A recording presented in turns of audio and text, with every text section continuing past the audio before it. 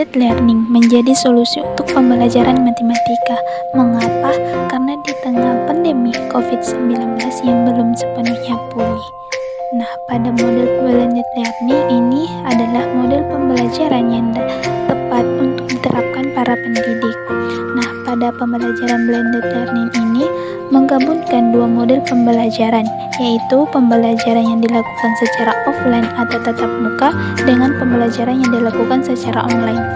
Nah, pembelajaran online dalam blended learning ini bisa dimaksimalkan oleh pendidik untuk memungkinkan peserta didik merdeka dalam belajar atau belajar lebih mandiri, kapanpun dan dimanapun sesuai kesanggupan peserta didik. Nah, blended learning ini juga bisa menjadi solusi terbatasnya waktu di kelas dalam mencapai tujuan pembelajaran. Tujuan model pembelajaran blended learning. Ada beberapa tujuan model pembelajaran blended learning. Yang pertama, membantu peserta didik untuk berkembang dalam proses belajarnya. Kedua, memberikan peluang kepada pendidik dan peserta didik untuk melakukan pembelajaran secara mandiri. Ketiga, memiliki waktu belajar yang fleksibel, sehingga pendidik bisa memanfaatkan waktu dengan baik untuk merancang proses kegiatan belajar. 4. Memaksimalkan setiap proses belajar peserta didik. Misalnya, pendidik menekankan pembelajaran aktif yang melibatkan banyak interaksi antara peserta didik saat pembelajaran offline dan menggunakan aplikasi atau media belajar online untuk membantu peserta dalam kegiatan belajar saat pembelajaran online. 5. Meningkatkan motivasi belajar peserta didik karena pembelajaran yang dilakukan lebih bervariasi. Bagaimana penerapan dari blended learning ini?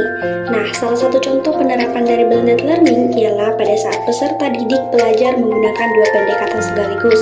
Artinya, peserta didik menggunakan dua metode sistem belajar, secara daring dan juga secara tatap muka, melalui video conference. Dalam metode pembelajaran ini, peserta didik diminta mempelajari materi yang akan diajarkan oleh pendidik, di mana materi tersebut bisa berupa modul atau video pembelajaran yang akan diberikan oleh pendidik sebelum kelas Zoom atau Google Meet dimulai.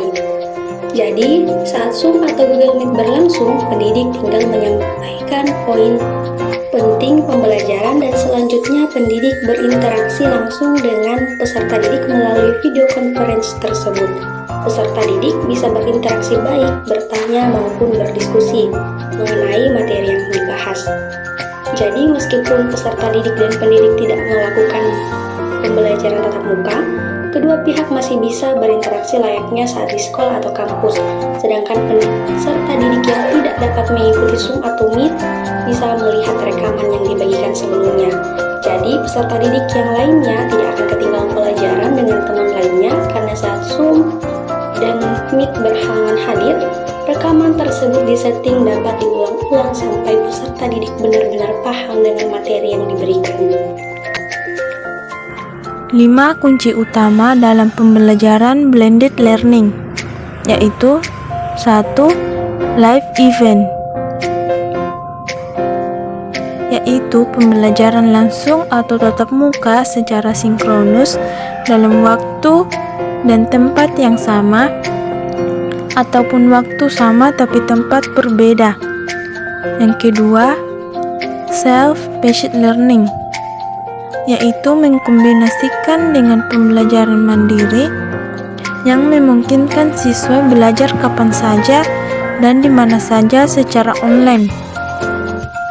Yang ketiga, collaboration, yaitu mengkombinasikan kolaborasi, baik kolaborasi guru ke siswa maupun kolaborasi antar siswa. Yang keempat, assessment, mengkombinasikan jenis asesmen online dan offline, baik yang bersifat tes maupun non-tes. Yang kelima, performance support material, pastikan bahwa belajar disiapkan 5 dalam bentuk digital, dapat diakses oleh siswa baik secara online maupun offline.